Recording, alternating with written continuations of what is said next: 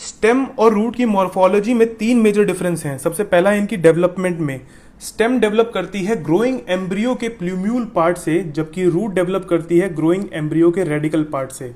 दूसरा है कि स्टेम्स के पास नोड्स और इंटरनोड्स होते हैं। इनका क्या मतलब है?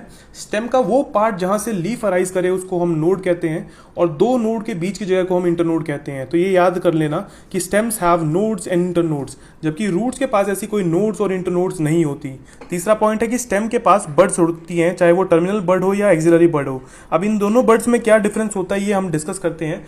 टर्मिनल बड स्टेम के बिल्कुल टिप पे प्रेजेंट होती है और प्रमोट करती है vertical growth of the plant, जबकि एक्सिलरी बड लीफ के एक्सिल में प्रेजेंट होती है। एक्सिल का मतलब क्या होता है? स्टेम और ग्रोइंग लीफ के बीच में जो एंगल बनता है उसको हम लीफ का एक्सिल कहते हैं, और वहां पे जो बड प्रेजेंट हो उसको हम एक्सिलरी बड कहते हैं, जो कि ब्रांचेस और फ्लावर्स बनाती हैं उस प्लांट के अंदर।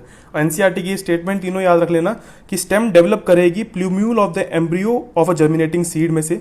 स्टेम के पास नोड्स और इंटरनोड्स होगा। अब इसकी डेफिनेशन याद कर लेना कि वो रीजन स्टेम का जहां से लीफ अराइज करती हैं या बॉर्न होती हैं उनको हम नोड्स कहते हैं, while internodes are the portions between two nodes.